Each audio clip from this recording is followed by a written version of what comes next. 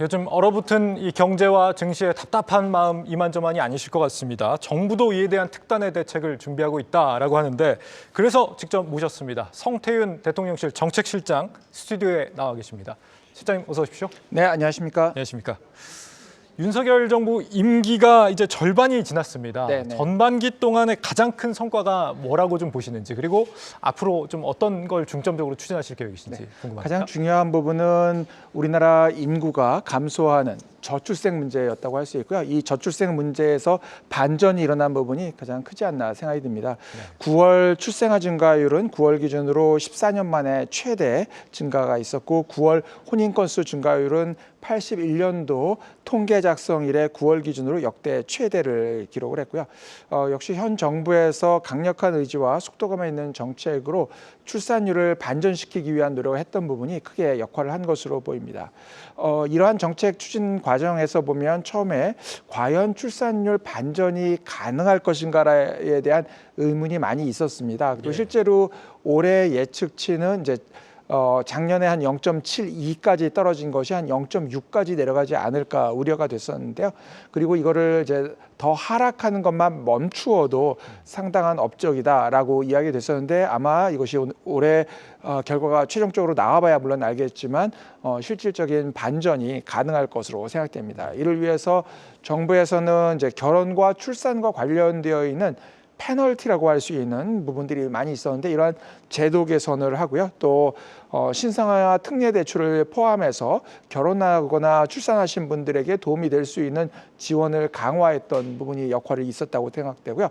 또 우리 정책실 내에 대통령 비서실 내에 정책실 산하에 저출생 대응 수석실을 두고 종합적인 대책을 마련하는 것 역시 의미가 있었다고 생각이 됩니다. 또한 4대 개혁과제를 계속 착수를 했고요. 그래서 30년 만에 유보통합 늘범 학교들이 이제 전국 시행이 이루어졌고 27년 만에 이루어진 의대 정원 증원을 포함한 의료개혁이 진행된 부분, 또 21년 만에 사실상의 연금 개혁으로서 단순 모수 조정을 넘어서 구조개혁을 향해 나아가는 부분, 이런 부분들이 의미가 있었다고 생각됩니다. 네. 또한 이제 실질적인 경제 측면에서도 보면 이제 세계 국채지수 편입에 성공을 했습니다. 이제 과거에 여러 역대 정부에서 시도를 했었지만 잘 이루어지지 못했고요. 예를 들면 이제 2008년도 글로벌 금융위기 이후에 이명박 정부에서 또 지난 문재인 정부 하에서도 시도가 있었지만 세계 국채지수 편입에 이루어지지 못하다가 올해 세계 국채지수의 편입이 이제 가능하게 됐고요. 그래서 이제 내년 도에 이 세계 국채 지수를 통해서 세계 국채 투자 자금이 들어오게 되면 특히 국제 금융 시장에서는 국채에 투자하는 자금들이 되게 안정적이면서 장기 투자를 하는 자금이기 때문에 이러한 자금들의 투자는 한국 경제의 국제 금융 시장에서의 위치를 강화할 뿐만 아니라 외환 시장을 중심으로 한 우리나라 금융 시장 안정에도 크게 기여할 것으로 생각이 됩니다. 또한 이제 생각해 보면 체코에서의 이제 우선 협상 대상자 원전 수주가 있었고요. 이러한 부분들이 원전 생태계를 완전히 복원하는데 큰 역할을 했다라고 보시면 될 것 같습니다. 또한 우리가 이제 직접 계약은 한 것은 아니지만 불가리아의 20조 규모의 원전에도 또 참여하게 된 것 역시 의미가 있었다고 생각되고요. 또 윤석열 정부가 이제 출범할 당시 보시면은 우리나라 물가 상승률은 아마 이제 2년 반 전이어서 잊으신 경우도 많이 있을 것 같은데요. 실제로 소비자 물가 상승률이 6%대였습니다. 그랬던 이제 소비자 물가 상승률이 최근에는 한 1%대로 뭐 1.3%, 그다음에 오늘 발표된 건 한 1.5%대까지 크게 내려온 상황이 되고요. 주요 국가들의 비교에서도 상당히 안정적인 추세를 보이고 있는 것으로 평가할 수 있을 것 같습니다. 네, 상당히 많은 성과를 거두신 것 같습니다. 지금 3분기에 우리나라 합계 출산율이 0.76명, 무려 36개 분기 만에 반등에 성공했는데 거기에 정부의 어느 정도 역할이 있었다라는 말씀을 주고 계신 거고요. 아직도 물론 부모 둘이서 자녀 한 명을 지금 안 낳는다는 뜻이기 때문에 갈 길이 멀긴 합니다. 이 출산율을 좀 추세적으로 지금 반등이 나오고 있는 상황이라고 보십니까? 어떻게 보세요? 네, 이게 말씀하신 것처럼 이제 더 하락하지 않도록 만든 것 자체가 의미가 있긴 하지만 여전히 이 올해 이루어지게 되는 이 반전이 추세적인 반전으로서 우리 인구 구조가 개선될 수 있도록 하는 부분은 중요하다고 생각되고요. 이를 위해서 출산 가구에 대한 주택 공급을 확대하고 결혼과 관련된 페널티를 해소하고 일가정 양립을 지원하고 보육과 관련된 지원을 확대하는 부분들에 초점을 두고 있습니다. 여러 연구와 지원 체계에 대한 평가를 통해서 봤을 때 일가정 양립 그리고 보육과 관련된 지원 그리고 주택 부분에서의 안정적인 지원이 가장 중요하다고 보고 있기 때문에 이러한 데 초점을 두고 있다고 보시면 될 것 같습니다. 예를 들어서 주거와 관련해서는 이제 결혼 페널티를 해소하는 가운데 신혼 부부에 대한 주택자금 금융 지원을 강화하고 신생아 특례 대출 또 출산 가구에 대한 특별 공급을 확대하고 신혼 부부의 맞벌이 소득 요건을 완화해서 이러한 부분에서 이제 주거 쪽의 지원이 이루어지도록 하고요. 양육 관련해서 또 일가족 양립 관련해서는 부모 급여를 상향 조정을 했습니다. 또 부모 육아휴직제도 확대하고 급여 상한도 확대함으로써 이 부분에 이제 지원을 강화하는 가운데 세제 관련해서도 기업 출산지원금은 비과세하도록 하고 2024년에서 2026년까지 혼인신고 부분에 대해서 최대 세액 공제를 하는 부분까지 확대함으로써 어느 정도 의미가 있었다고 생각이 됩니다. 다만 이제 이러한 부분들은 올해 효과로 끝나는 것이 아니라 계속되게 하는 게 중요한데 그러기 위해서는 이제 인식이 개선되는 게 매우 중요하다고 생각이 됩니다. 그래서 저희가 그 통계청 사회조사를 보면 결혼 후 자녀를 갖는 것에 대한 긍정적인 비율이 2025년도에 한 65.3%였는데 최근엔 한 24년도 기준으로는 68.4%까지 상향 조정이 됐습니다. 그래서 이런 부분들이 앞으로의 여건을 개선하는 데 도움이 될 수 있을 것으로 보이고요. 특히 그 주거 부담을 완화하기 위한 노력. 그래서 여러 가지 주택과 관련된 정책을 하는 데 있어서 결혼, 특히 이제 신혼 부부들이 또 신생아를 낳게 되는 경우 이런 부분에 대한 지원을 더욱 강화해 나갈 예정입니다. 결국에는 장기적인 시각에서 우리가 잠재 성장률을 끌어올리지 않으면 증시 회복도 기대하기 어렵기 때문에 출산율 문제를 먼저 좀 질문을 드려봤고요. 좀 더 근본적인 질문을 좀 드려보겠습니다. 우리 투자자분들이 가장 답답해하시는 부분은 역시 이제 증시 부진 이슈입니다. 대통령실에서 보고 계신 이 증시 부진의 주요 요인 어떤 걸 좀 꼽으시겠습니까? 저는 크게 한 세 가지 정도로 보고 있습니다. 우리나라 주식시장에 있어서 세금과 관련된 불확실성이 오랫동안 지속된 것이 상당한 문제를 가지고 있었다라고 보고요.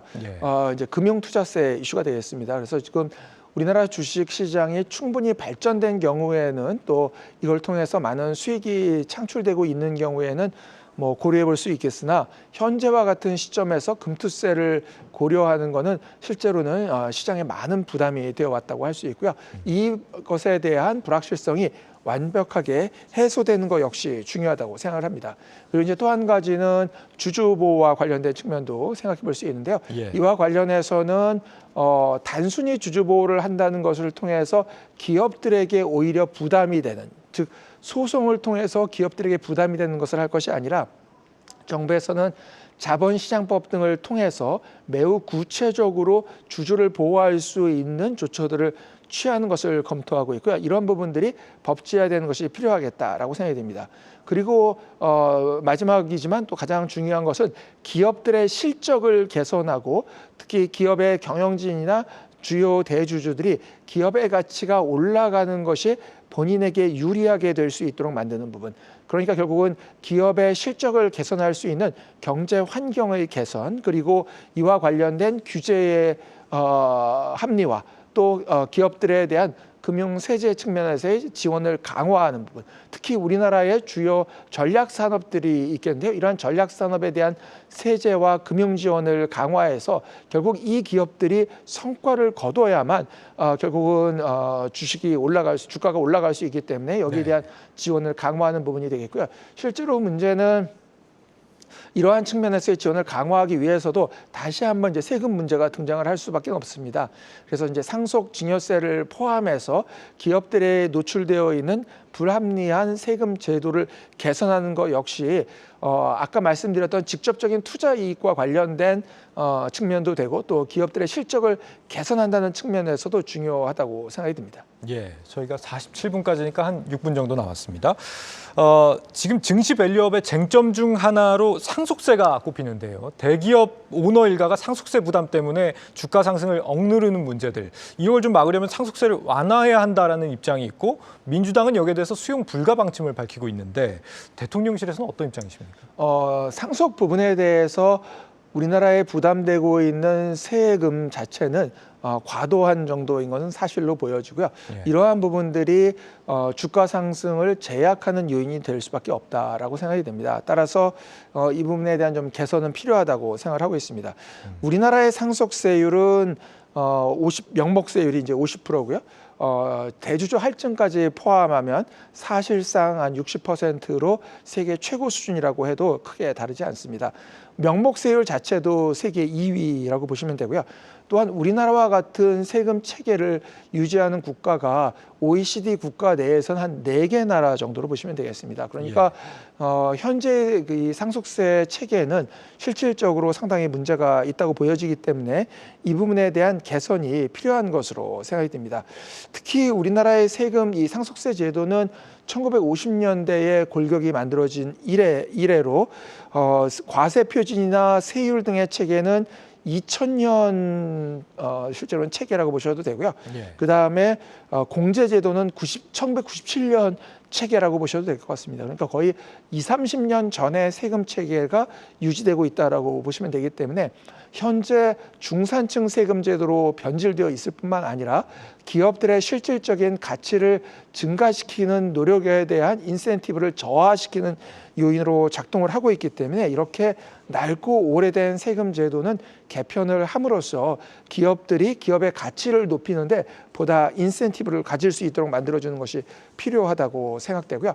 특히 이 기업들을 사실상 처분해야 되는 수준의 세율이 적용되고 있기 때문에 내년도에는 이 세금 제도는 반드시 유산 취득세 형태로는 전환을 하고 또 가능한 범위 내에서는 자본 이득세 형태로 전환시킴으로써 어느 정도 세금 체계를 합리화하는 것이 결국은 우리나라 증시의 상황도 개선하고 경제 여건도 개선할 수 있다고 보고요. 그뿐만 아니라 이렇게 하는 부분들이 중산층의 세금 부담을 줄이는데도 역할을 할 수 있다라고 보고 있고요.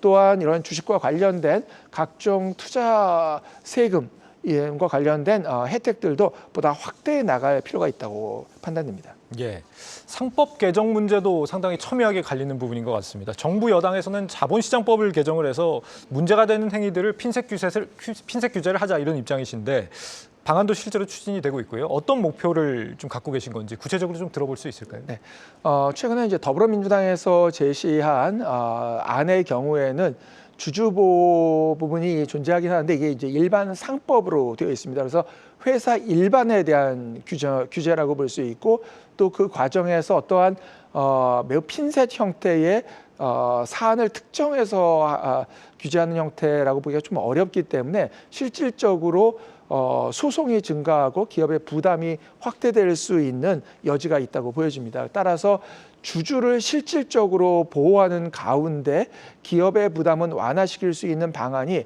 결국은 상장된 기업을 우리가 에서 문제가 발생하는 것이 투자자들에게 문제이기 때문에 이 상장 기업을 중심으로 규제하는 자본시장법을 통해서 규제하고 또 일반적인 주주를 보호한다 이런 방식의 접근보다는 주주 보호의 이슈가 정확히 있는 합병이나 분할과 같은 부분을 핀셋 형태로 규제하는 것이 규제의 효과를 높이면서 여기에서 발생할 수 있는 경제의 부담, 비용은 줄이는 방법이라고 생각되기 때문에 이제 그런 방식으로 정부와 여당에서는 현재 자본시장법 개정을 통해서 접근하는 것으로 대안을 제시하고 있는 상황입니다. 예.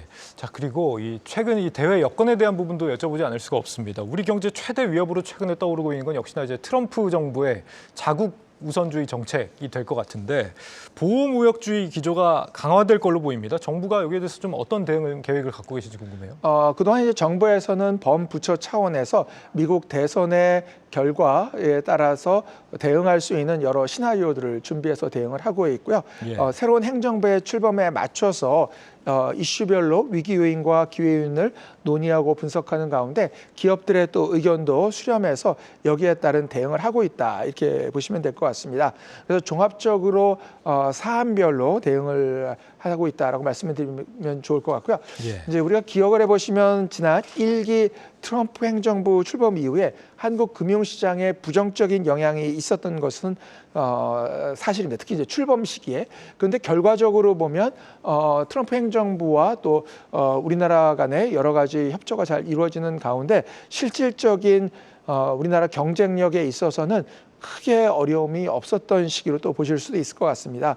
결국은 이제 2기 트럼프 행정부 안에서도 굳건한 한미 동맹의 틀 내에서 상호 간의 호혜적인 협력의 분위기를 만들어가는 것이 중요하다고 생각되고요.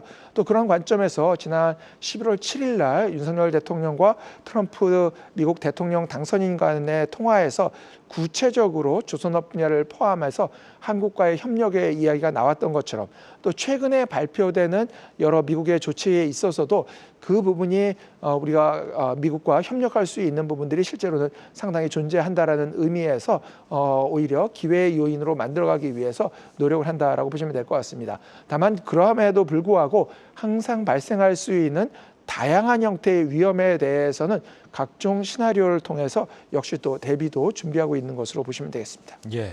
시간 관계상 마지막 질문만 좀 여쭤봐야 될 것 같은데요. 이제 한 달 후면은 2025년입니다. 내년에는 우리 정부가 경제 분야에서 어떤 정책들을 가장 중점적으로 좀 추진하실지 한 3가지 정도만 꼽아서 들어볼 수 있을까요? 현재 이제 윤석열 정부에서는 윤석열 정부 후반기 이제 반환점을 돌면서 가장 중요하게 생각하는 것 중에 하나가 양극화 타개라고 보시면 될 것 같습니다. 그래서 양극화 타개가 이루어지기 위한 여러 정책적인 방안들을 추진하고 있다라고 보시면 되겠습니다. 다만 이제 양극화 타개라는 것이 돈을 그냥 나눠주는 이제 그런 현금을 뿌리는 이런 형태의 정책이라고 생각하시면 안 되고요. 결국은 경제의 경쟁력을 높이고 산업의 역할을 강화함으로써 중산층이 확대되고 이를 통해서 국민들이 모두 양극화가 좀 해소된 상태로 나아가는 가운데 이것이 경제의 성장으로 이어질 수 있도록 하는 이런 분야가 이제 가장 중요한 타겟이라고 볼 수 있고요. 이를 위해서는 주요 전략 산업을 비롯해서 산업 경쟁력을 강화하기 위한 노력, 민감 주도의 책임 있는 경제 성장을 견인한다고 보시면 되겠습니다. 이와 함께 국민들의 민생 생활에 있어서 어려움이 없도록 지원하고 계속해서 이제 물가를 안정시켜 나가는 것 역시 중요하다고 보여지고요. 또한 일을 하고 싶은 분들, 일을 하려는 분들에게는 일자리가 제공될 수 있도록 하는 그런 부분에 이제 초점을 두고 있다라고 보시면 되겠습니다. 예, 방금 말씀하신 것 관련해서 윤석열 대통령께서 어제 후반기 국정 기조로 양극화 해결 이거 언급하신 걸 말씀을 주셨는데요. 시장의 분배 기능이 제대로 작동하지 않으면 정부가 분배 기능을 수행하겠다. 어떤 방향이 지금 준비되고 있는 건지 이걸 마지막으로 짧게 좀 이렇게 보시면 되겠습니다. 가장 중요한 거는 양질의 일자리를 통해서 좋은 일자리가 제공되고 이걸 통해서 안정적인 소득이 만들어지는 가운데 중산층이 확대된다고 보시면 되고요. 다만 그 과정에서 어려움을 겪는 분들이 생길 수 있기 때문에 이러한 분들에 대해서는 우리가 약자 복지 차원에서 지원을 한다고 보시면 되고요. 또한 좋은 일자리로 나아간다는 것은 우리가 많은 좋은 기업들, 산업 역량을 갖춰야 되기 때문에 여기에 대한 지원 역시 매우 중요한 정책적인 초점이 있다 이렇게 보시면 되겠습니다. 네, 여기까지 듣겠습니다. 성태윤 대통령실 정책실장과 함께했습니다. 실장님 오늘 말씀 잘 들었습니다. 네, 감사합니다.